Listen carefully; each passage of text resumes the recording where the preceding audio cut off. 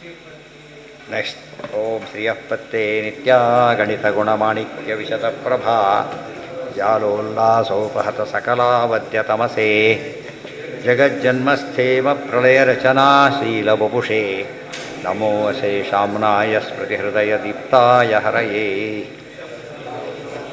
ನ ಶಬ್ದಾಬ್ಧೌ ಗಾಢಾ ನ ಚ ನಿಗಮಚರ್ಚಾಸು ಚತುರಾ ನ ಚ ನ್ಯಾಯೇ ಪ್ರೌಢಾ ನ ಚ ವಿದಿತವೇದ್ಯಾ ಅಪಿ ವಯಂ ಪರಂ ಶ್ರೀಮತ್ಪೂರ್ಣಪ್ರಮತಿಗುರುಕಾರುಣ್ಯಸರಣಿಂ ಪ್ರಪನ್ನಾಃ ಮನ್ಯಾಸ್ಮಃ ಕಿಮಪಿ ಚ ವದಂತೋಪಿ ಮಹತಾಂ ನಾರಾಯಣಂ ನಿಖಿಲಪೂರ್ಣಗುಣೈಕದೇಹಂ ನಿರ್ದೋಷಮಪ್ಯತಮಮಪ್ಯಖಿಲೈಃ ಸುವಾಕ್ಯೈಃ ಅಸ್ಯೋದ್ಭವಾದಿತಮಶೇಷವಿಶೇಷತೋಪಿ ವಂದ್ಯಂ ಸದಾ ಪ್ರಿಯತಮಂ ಮಮ ಸನ್ನಮಾಮಿ ಓಂ ಓಂ ಅಥಾತೋರ್ಮಜಿಜ್ಞಾಸಾ ಓಂ ಕುಪಿತಾ ಹಿ ಫಣಚ್ಛಾಯಾ ಸಮೀಕೃತ್ಯಾಪರಂ ಸುಖಂ ಸೇವಂತೆ ಯತ್ಪದಂ ಧೀರಾಃ ತಂ ಭಜೆ ವಲ್ಲಭಂ ಶ್ರಿಯಃ.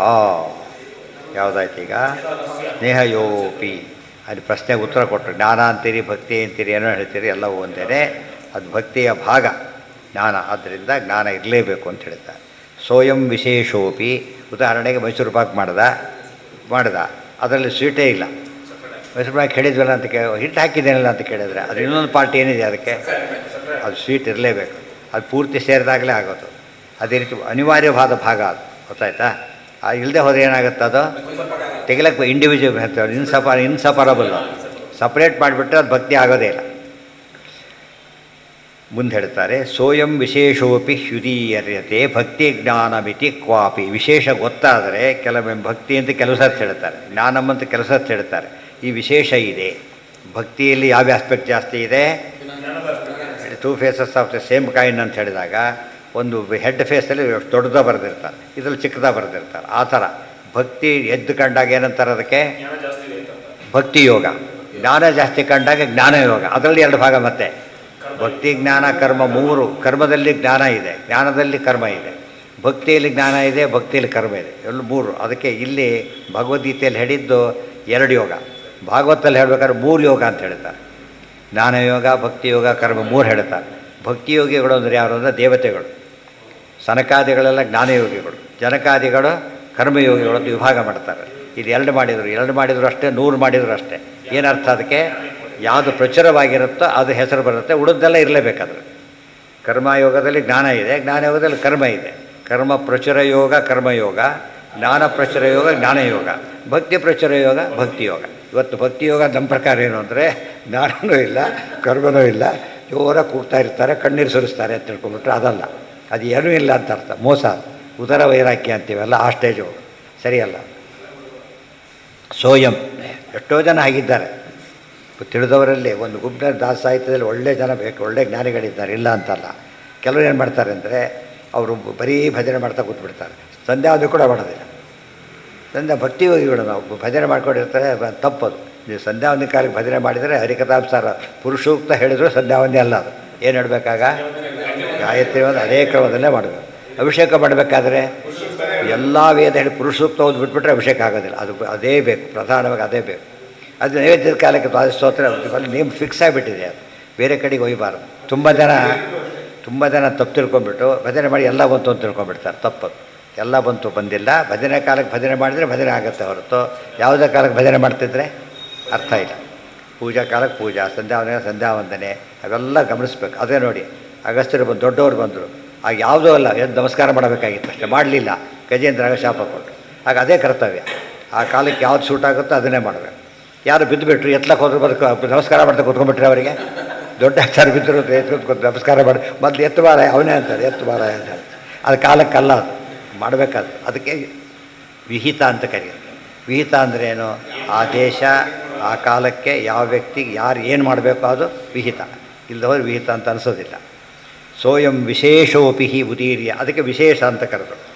ಪೂಜೆ ಮಾಡಬೇಕಾದ್ರೆ ಭಕ್ತಿ ತೋರಿಸ್ಬೇಕು, ಮಾತಾಡಬೇಕಾದ್ರೆ ಜ್ಞಾನ ತೋರಿಸ್ಬೇಕು. ಗೊತ್ತಾಯ್ತಾ? ಅದೇ ರೀತಿಯಲ್ಲಿ ಕೆಲಸ ಮಾಡಬೇಕಾದ್ರೆ ಕ್ವಾಲಿಟಿ ತೋರಿಸ್ಬೇಕು. ಗೊತ್ತಾಯ್ತು? ಮೂರು ಇದ್ವು, ಅದು ಸರಿಯಾಗಿ. ಭಕ್ತನಾದವನು ಕೆಲಸ ಮಾಡ್ತಿರ್ಬೇಕಾದ್ರೆ ಭಕ್ತಿ ಹೇಗೆ ಕಾಣಿಸ್ಬೇಕು? ಆ ಕ್ವಾಲಿಟಿ ಆಫ್ ವರ್ಕ್ ನೋಡಿದ ಮೇಲೆ ಎಷ್ಟು ಭಕ್ತಿಯಿಂದ ಮಾಡಿದ್ದಾನೆ ಗೊತ್ತಾಗತ್ತೆ. ಅದೇ ರೀತಿಯಲ್ಲಿನೇ ಜ್ಞಾನ.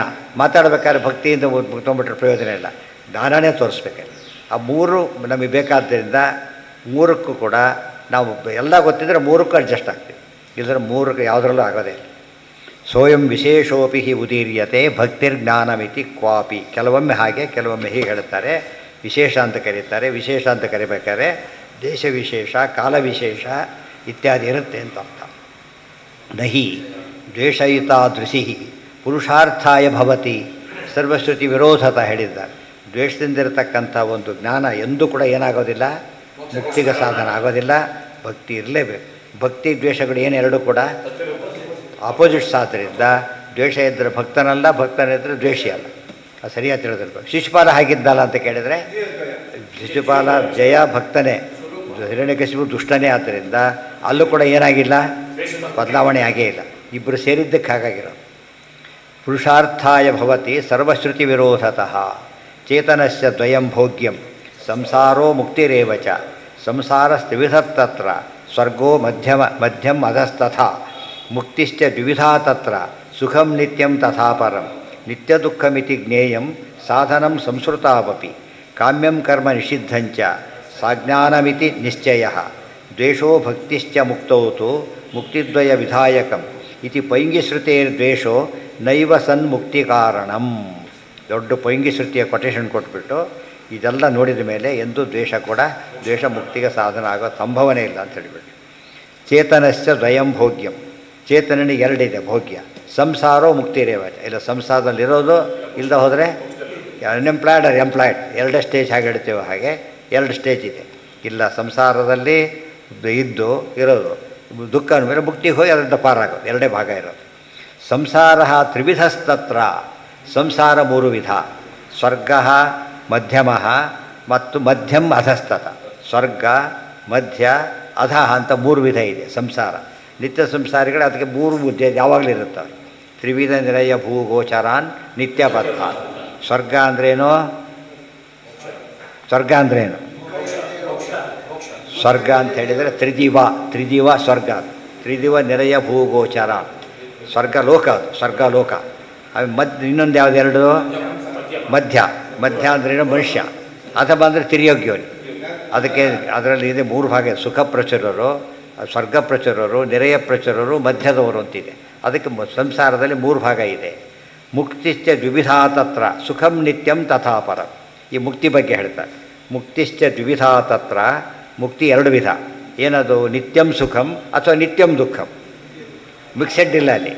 ಬರೀ ಪ್ಯೂರ್ ಸುಖ ಇಲ್ಲ ಪ್ಯೂರ್ ದುಃಖ, ಹೊರತು ಮಿಕ್ಸರ್ ಇಲ್ಲ. ಇದರಲ್ಲಿ ಮಿಕ್ಸರ್ ಇದೆ, ಯಾವುದ್ರಲ್ಲಿಲ್ಲ. ತತ್ರ ಸುಖಂ ನಿತ್ಯಂ ತಥಾ. ಎಷ್ಟು ಸೇರಿಸ್ಕೋಬೇಕು ಪದ. ದ್ವಿವಿಧಾ ತತ್ರ ನಿತ್ಯಂ ಸುಖಂ ಒಂದು, ಅದು ಮುಕ್ತಿ. ಅದು ಇದು ಇನ್ನಿತ್ಯಂ ದುಃಖಂ ಅಪರಂ ಇನ್ನೊಂದು. ಅದು ನಿತ್ಯ ದುಃಖ ಮಿತಿ ಜ್ಞೇಯಂ ಸಾಧನಂ ಸಂಸ್ಕೃತಾವಪಿ. ನಿತ್ಯ ದುಃಖ ಮಿತಿ ಮುಗಿತಲಿಗೆ. ಸಾಧನಂ ಸಂಸ್ಕೃತಾವಪಿ ಮುಂದೆ ಓದ್ಕೋಬೇಕು, ಇದಕ್ಕೆ ಹಿಂದಕ್ಕೆ ಸಂಬಂಧಪಟ್ಟಿದ್ದಲ್ಲ ಅದು. ಸಾಧನಂ ಸಂಸ್ಕೃತಾವಪಿ ಕಾಮ್ಯಂ ಕರ್ಮ ನಿಷಿದ್ಧಂಚ ಸಾಜ್ಞಾನಮಿತಿ ನಿಶ್ಚಯ. ಇಲ್ಲೂ ಕಾಮ್ಯ ಕರ್ಮ ಅಂತಿದೆ, ನಿಷಿದ್ಧ ಕರ್ಮ ಅಂತಿದೆ, ಅಜ್ಞಾನಪೂರ್ವಕ ಮಾಡೋದಿದೆ. ಇವೆಲ್ಲ ವೆರೈಟಿಗಳಿವೆ ಸಾಧನದಲ್ಲಿ. ದ್ವೇಷೋ ಭಕ್ತಿಶ್ಚ ಮುಕ್ತೌತು ಮುಕ್ತಿದ್ವಯ ವಿಧಾಯಕಂ. ಇಲ್ಲ ನಿತ್ಯ ಸುಖದ ಮುಕ್ತಿಗೆ ಹೋಗಬೇಕು, ಇಲ್ಲ ನಿತ್ಯ ದುಃಖದ ಮುಕ್ತಿ ಹೋಗಬೇಕು. ಅದಕ್ಕೆ ಎರಡೇ ದಾರಿ. ನಿತ್ಯ ಸುಖದ ಮುಕ್ತಿ ಮುಕ್ತಿ ಹೋಗಬೇಕಾದ್ರೆ ಭಕ್ತಿ ಇರಬೇಕು, ನಿತ್ಯ ದುಃಖದ ಮುಕ್ತಿ ಹೋಗ್ಬೇಕಾದ್ರೆ ದ್ವೇಷ ಇರಬೇಕು. ಅಂದಮೇಲೆ ದ್ವೇಷದಿಂದ ಮುಕ್ತಿ ಹೇಗಾಗತ್ತೆ? ಸದ್ಮುಕ್ತಿ ಆಗಲಿ ಸಾಧ್ಯ ಇಲ್ಲ. ಇದೆಲ್ಲ ಇನ್ನೊಂದು ಹೊಸ ಲಾಜಿಕ್ ಇದು. ಅನೇಕ ರೀತಿಯಲ್ಲಿ ಹೇಳ್ತಾರೆ. ಯಾತಕ್ಕೆ ಯಾವ ಕಾರಣಕ್ಕೂ ಏನು ಮಾಡಿಕೊಡೋದು? ದ್ವೇಷದ ಬುದ್ಧಿ. ನಮಗೆ ದ್ವೇಷ ಬಂದುಬಿಡುತ್ತೆ, ಭಾರಿ ಕಷ್ಟಪಟ್ಟು ಪೂಜೆ ಮಾಡ್ತಾನೆ, ಕೆಟ್ಟದಾಗಿಬಿಡುತ್ತೆ. ಇಷ್ಟೊತ್ತು ಪೂಜೆ ಮಾಡಿದೆ ಎಲ್ಲ ವೇಸ್ಟ್ ಆಗೋದು, ದೇವರನ್ನೇ ಬೈದು ಬಿಡೋದು. ಏನು ಮಾಡ್ತಿದ್ದೀನಿ ನನ್ನೆಲ್ಲ ಭಕ್ತರು ಕೈ ಬಿಟ್ಟುಬಿಟ್ಟಿಯಲ್ಲ ಅಂತ ಕೇಳಿದರೆ ದ್ವೇಷದೇ. ಅದಕ್ಕೆ ದೇವರ ಪರೀಕ್ಷೆ ಮಾಡಲಿಕ್ಕೆ ಆ ರೀತಿ ಕೊಡ್ತಾನೆ. ದುಃಖ ಬಂದು ಪ್ರಹ್ಲಾದ ಏನು ಮಾಡ್ಬೋದಾಗಿತ್ತು? ನೀನು ಸಾವಾಸನೆ ಬೇಡ, ಎಷ್ಟು ಕಷ್ಟ ಕೊಡಿಸ್ತಿದೆಯಲ್ಲ ಅಂತ ಬಿಡಲಿಲ್ಲ. ಇನ್ನೂ ಎಂಜಾಯ್ ಮಾಡ್ತಿದ್ದೆ ಹೊರತು ಏನು ಮಾಡಲಿಲ್ಲ. ಅದು ಭಕ್ತಿಯ ಲಕ್ಷಣ. ದೇವರಿಗೆ ಗೊತ್ತು ಪರೀಕ್ಷೆ ಮಾಡೋದು, ಉಳಿದವ್ರಿಗೆ ತಿಳಿಸ್ಬೇಕಲ್ಲ. ಅವ್ರಿಗೆ ಯಾಕೆ ಫಸ್ಟ್ ರ್ಯಾಂಕ್ ಕೊಟ್ಟು ನಮಗೆ ಯಾಕೆ ಕೊಟ್ಟಿಲ್ಲ ಅಂದರೆ ನೋಡಿ ಪೇಪರ್ ಇದೆ ಅಂತ ತೋರಿಸ್ತಾರಲ್ಲ ಹಾಗೆ. ಅವನಿಗೆ ಗೊತ್ತಿದ್ದು ಹೇಳಿಬಿಟ್ರೆ ನೀನು ಪಕ್ಷಪಾತ ಅಂತ ಕರೀತಾರೆ.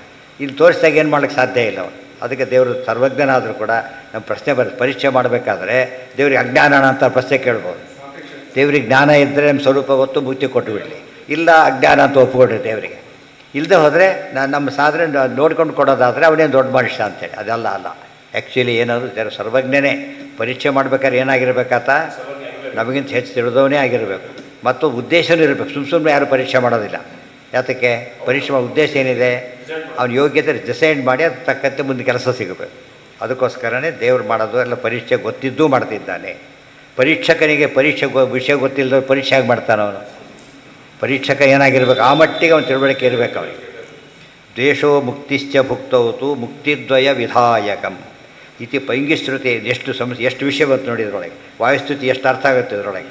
ನಿತ್ಯ ಸಂಸಾರ, ಮೆದು, ತ್ರಿವಿಧ ನಿರೇಭು, ಗೋಚರ, ನಿತ್ಯಬದ್ಧಾನ್ ಇಷ್ಟು ಗೊತ್ತಾಗೋದ್ರಿಂದ ಅದು ಅನುವಾದ ಇದ್ದಾಗಿದೆ. ಒಂದು ಜ್ಞಾನ, ಒಂದು ಶಾಸ್ತ್ರ ಜ್ಞಾನ ಮತ್ತೊಂದು ಶಾಸ್ತ್ರಕ್ಕೆ ಭಾರಿ ಹೆಲ್ಪ್ ಆಗುತ್ತೆ. ಜೀವಜಾತಸ್ಯ ಏನ ಎಲ್ಲದು ಎಲ್ಲ ಶಾಸ್ತ್ರ ಕನೆಕ್ಟ್ ಆಗಿಬಿಡುತ್ತೆ. ಅದಕ್ಕೇ ಫುಲ್ ಸ್ವಾರಸ್ಯ ಬರೋದು. ಹಾಗೆ ನಾವೆಲ್ಲ ಏನೇ ತಿಂದರೂ ಹೊಟ್ಟೆಗೊಮ್ಮೆ ಏನಾಗಿರುತ್ತೆ ಅದೆಲ್ಲ ಎಲ್ಲ ಮಿಕ್ಸ್ ಆಗಿಬಿಡುತ್ತೆ ಹೊತ್ತಾನೆ. ಅಲ್ಲಿ ಬೇರೆ ಬೇರೆ ಕುತ್ಕೊಂಡು ಬಜಿತಾ ಆಗಿಬಿಡುತ್ತಾನೆ. ಇಲ್ಲಿವರೆಗೂ ಚೇಂಜ್ ಆಗುತ್ತೆ. ಇಲ್ಲಿ ಅಲ್ಲಿ ಮಿಕ್ಸರ್ ಶುರುವಾಗಿರುತ್ತೆ. ಕಲಿಸ್ಕೋಬೇಕಾದ್ರೆ ಒಂದು ಸ್ಟೇಜ್ ಮಿಕ್ಸ್ ಆಗುತ್ತೆ. ಅಡುಗೆ ಮಾಡ್ಬೇಕಾದ್ರೆ ಮಿಕ್ಸ್ ಮಾಡಿರ್ತಾರೆ, ಅಲ್ಲಿಂದ ಶುರುವಾಗುತ್ತೆ. ಕಲಿಸ್ಕೋಬೇಕಾದ್ರೆ ಒಂದು ಸ್ಟೇಜು, ಬಾಯಲ್ಲಿ ಇಟ್ಕೊಂಡಾಗ ಒಂದು, ನುಂಗಬೇಕಾದ್ರೂ ಕೂಡ ಅಷ್ಟು ಯಾವ ಸ್ಟೇಜಲ್ಲಿ ನುಂಗಬೇಕು ನೋಡ್ತಾರೆ. ಹೊಟ್ಟೆ ಒಳಗೆ ಎಲ್ಲ ಮಿಕ್ಸ್ ಆಗಿಬಿಡುತ್ತೆ ಪೂರ್ತಿಯಾಗಿ. ಅದು ಎಲ್ಲೆಲ್ಲಿ ಕಳಿಸ್ಬೇಕು ಅಂತ ಅವ್ರು ನೋಡ್ತಾರೆ. ನಮ್ಮ ಮುಗಿತಾಗ ಇಷ್ಟು ಯೋಚನೆ ಮಾಡ್ತಾ ಹೊರಟೆ ಅದು ಸೇರಿಸ್ಕೋಬೇಕಂತ. ಕೆಲಸದ ಬರೀ ತಿಂತಾನೆ, ಸ್ವಾರಸ್ಯ ಬರೋದಿಲ್ಲ. ಮಿಕ್ಸ್ ಮಾಡಿಕೊಂಡೆ ಸ್ವಾರಸ್ಯ ಬರುತ್ತೆ. ಕೆಲವು ಪದಾರ್ಥ ತನ್ನಷ್ಟಿದೆ, ಬರೀ ಚಟ್ನಿ ತಿಂದು ಆಗುತ್ತೆ, ಅದರಿಂದ ಉಪಯೋಗ ಬರೋದಿಲ್ಲ. ಅದು ಬರೀ ಇದು, ಅದು ಉಪಯೋಗ ಬರಲಿಲ್ಲ.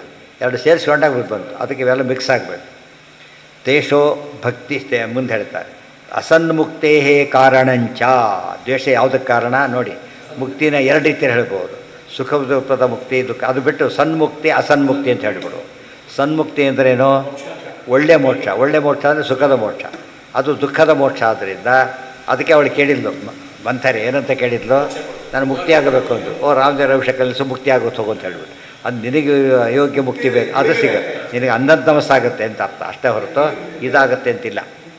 ಅದಕ್ಕೆ ದೇವರು ಬರೀ ಮುಕ್ತಿ ಕೊಡು ಅಂತ ಕೇಳಿ ಪಂಜಿತ ಆಗುತ್ತೆ. ಏನಂತ ಕೇಳಬೇಕು? ಸಣ್ಣ ಮುಕ್ತಿನೇ ಕೊಡು ಅಂತ ಕೇಳಬೇಕು.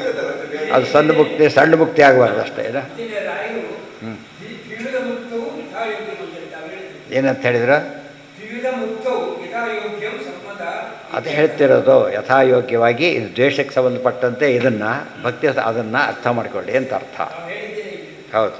ಅಸನ್ಮುಕ್ತೇ ಕಾರಣಂಚ ನಿತ್ಯ ದುಃಖ ರೂಪಾಯ ಮುಕ್ತೇ ಕಾರಣತ್ವೇನ ತಾವದ್ವೇಷಮುಕ್ತ ತೇನ ಸನ್ಮುಕ್ತಿ ಕಾರಣ ನಭವತೀತಿ ಜ್ಞಾಯತೆ ವಿರೋಧ.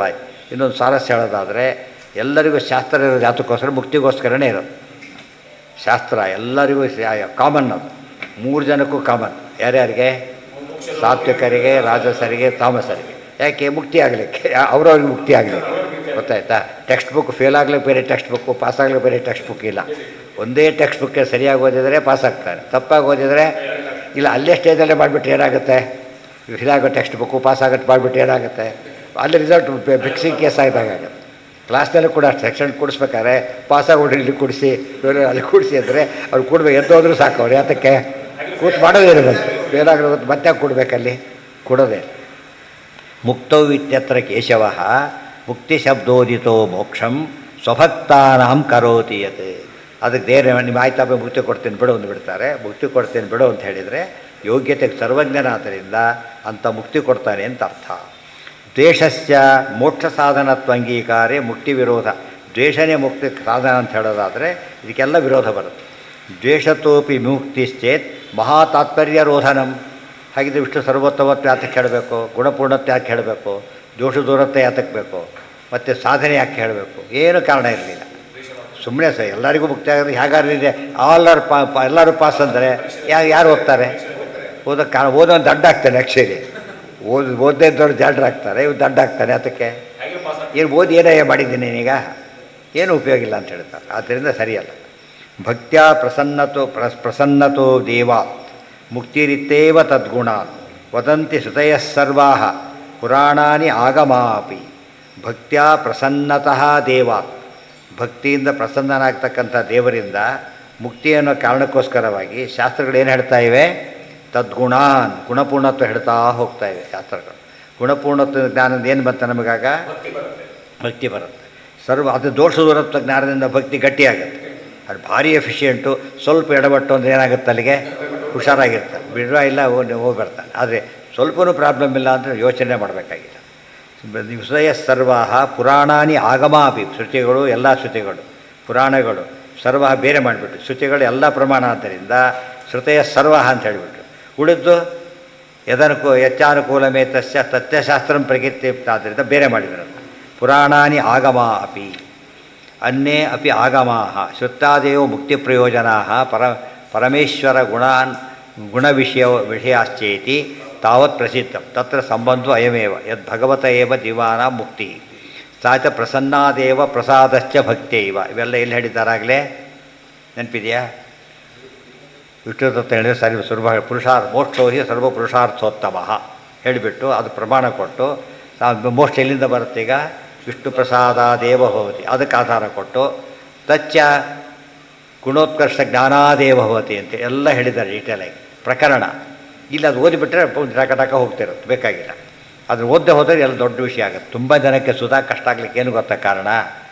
ಮೊದಲಿಂದ ಓದ್ಕೊತ ಬಂದಿರುತ್ತೆ. ಗೀತಾ ಭಾಷೆ ಸ್ಕಿಪ್ ಆಗಿರುತ್ತೆ, ಪುರುಷ ಆಗಿರುತ್ತೆ, ಬ್ರಹ್ಮಸೂತ್ರ ಭಾಷೆ ಸ್ಕಿಪ್ ಆಗಿಬಿಟ್ಟಿರುತ್ತೆ. ಸುಧಾ ಅರ್ಥ ಆಗೋದು ಭಾರಿ ಕಷ್ಟ ಆಗುತ್ತೆ. ಗೊತ್ತಾಯ್ತಾ? ಇದೆಲ್ಲ ಓದಿದ್ರೆ ಏನಾಗುತ್ತಾಗ ನೀಟಾಗಿ ಅರ್ಥ ಆಗುತ್ತೆ. ಅದಕ್ಕೆ ತತ್ವ ಸಂಖ್ಯೆ ಎಲ್ಲ ಜ್ಞಾಪಕ ಇರಬೇಕು. ಯದಿ ದ್ವೇಷೇಣ ಮುಕ್ತಿ ಸ್ಯಾತ್ ವಕ್ತವ್ಯೋ ದೋಷ ಸಂಚಯ. ದ್ವೇಷದಿಂದ ಮುಕ್ತಿ ಆಗೋದಾಗಿದ್ದರೆ ದೇವ್ರ ಬಗ್ಗೆ ದ್ವೇಷ ಹುಟ್ಟಿಸ್ಬೇಕೀಗ. ಏನು ಮಾಡಬೇಕೀಗ? ದೋಷನೇ ಹೇಳ್ತಿರ್ಬೇಕು. ಒಬ್ರು ಭಾರಿ ಅನ್ಯೋನ್ಯವಾಗಿರ್ತಾರೆ, ಬಿಡಿಸ್ಬೇಕಾಗಿದೆ. ಒಳ್ಳೆ ಬಿಡಿಸ್ತಾರಾ?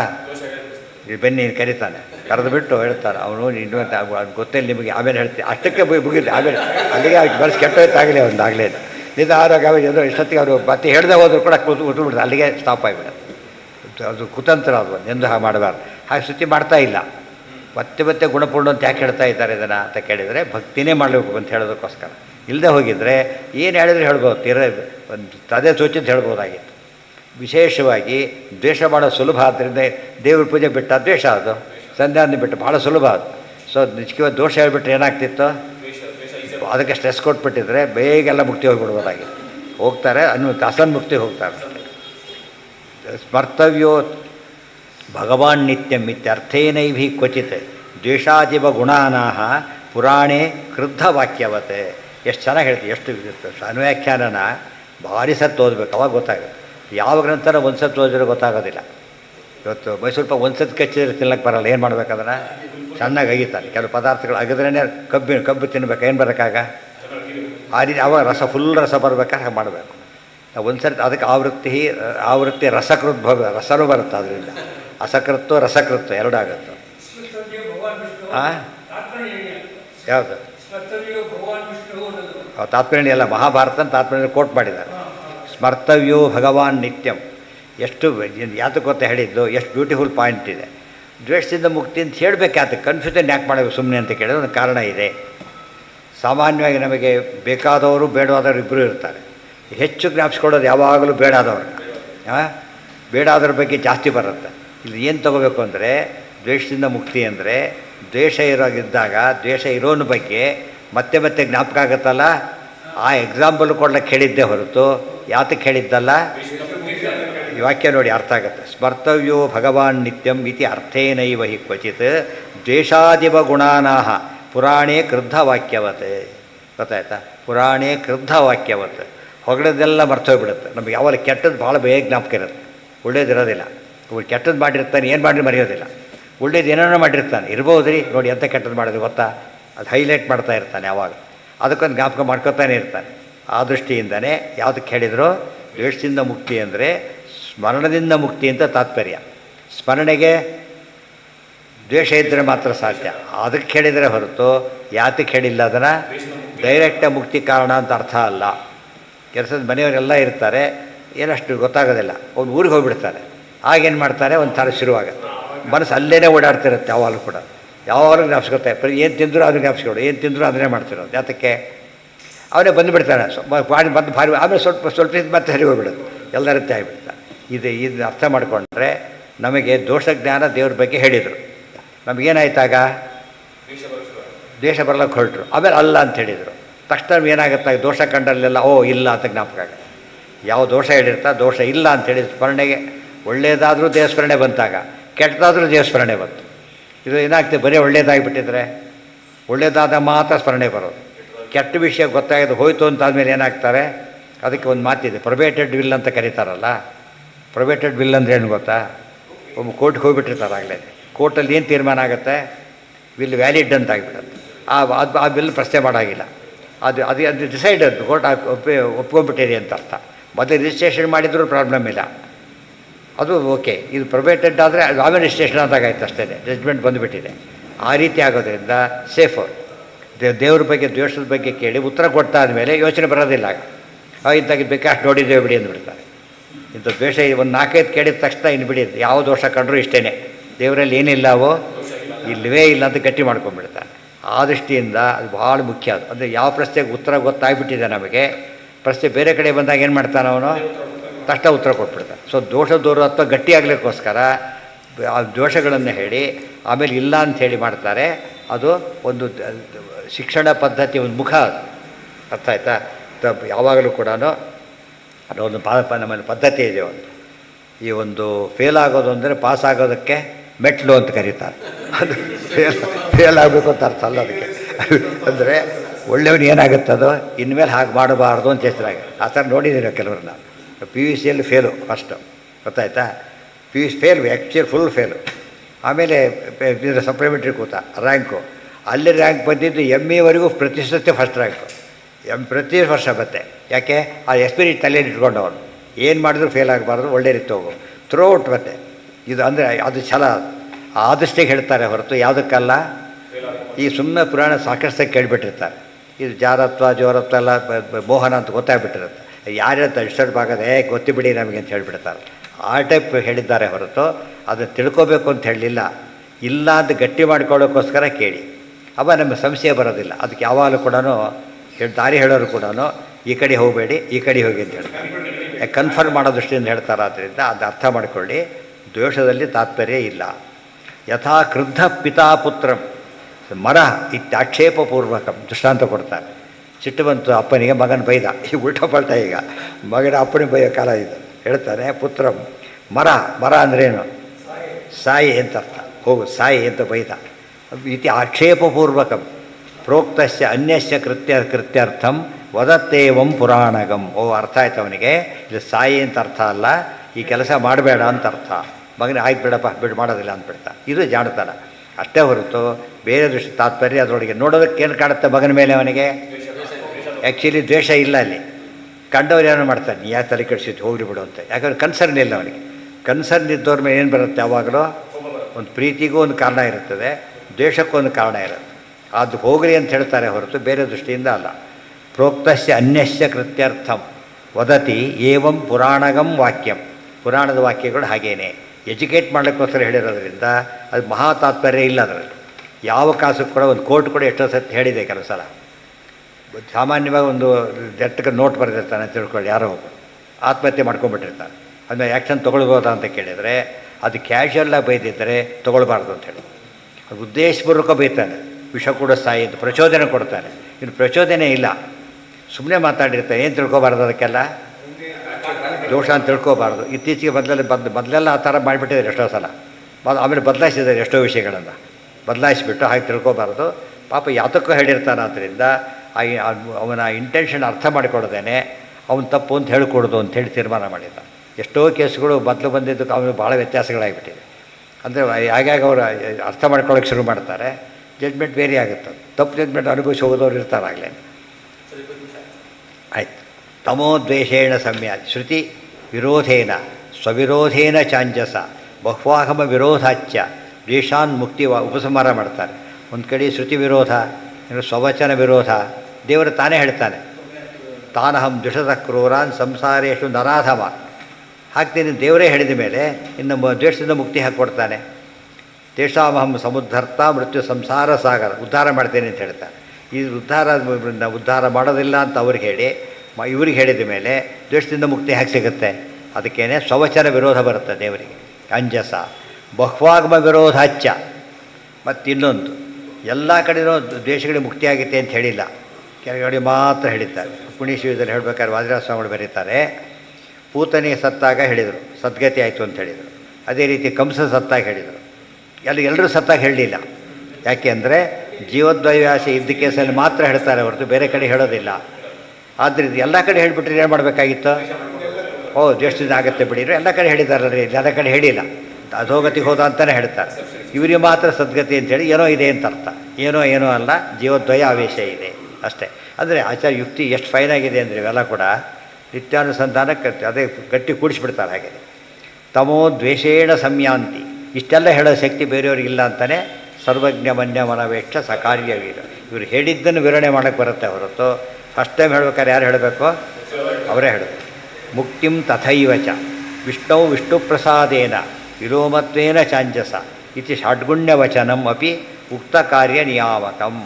ಷಾಡ್ಗುಣ್ಯ ಅಂತ ಗ್ರಂಥ ಇದೆ, ಅದರಲ್ಲಿ ಹೇಳಿದ್ದಾರೆ ತಮೋ ದ್ವೇಷೇಣ ಸಂಯಾನ್, ದ್ವೇಷದಿಂದ ತಮಸ್ಸು, ಭಕ್ತ್ಯಾ ಮುಕ್ತಿಂ, ಭಕ್ತಿಯಿಂದ ಮುಕ್ತಿ ಹೋಗ್ತಾರೆ. ವಿಷ್ಣು ವಿಷ್ಣುಪ್ರಸಾದ, ಯಾರಲ್ಲಿ ಭಕ್ತಿ ಯಾರಲ್ಲಿ ದ್ವೇಷ? ವಿಷ್ಣು ದ್ವೇಷೇಣ ವಿಷ್ಣು ಭಕ್ತ್ಯ ಸೇರಿಸ್ಕೋಬೇಕು ಹಿಂದೂ ಮುಂದೆ. ಪ್ರಸಾದೇನ ವಿಲೋಮತ್ವೇನ, ವಿಲೋಮ ಅಂದರೆ ಆಪೋಸಿಟ್ ಇದ್ದರೆ ಆಪೋಸಿಟ್ ಭಕ್ತಿ ಹೋಗ್ತಾರೆ. ಇತಿ ಷಾಡ್ಗುಣ್ಯ ವಚನಮಪಿ ಉಕ್ತಾರ್ಥ ನಿಯಾಮಕಂ. ಅಲ್ಲಿಗೆ ಮುಡಿದ ನಾಳೆ ಅಂಜಸನ ಚೆನ್ನಾಗಿ. ಅಂಜಸ ಎಷ್ಟು ಕಡೆ ಬಂದಿದೆ ಗೊತ್ತಾಗಲೇ? ಕಥಾಲಕ್ಷಣ ಮಂಜಸ ಅಲ್ಲಿ ಹೇಳಿದ್ದಾರೆ. ಪ್ರಮಾಣಾನಾಂ ಸ್ವಲಕ್ಷಣ ಬೇಕಾಷ್ಟು ಹೇಳಿದ ಅಂಜಸ. ಓಂ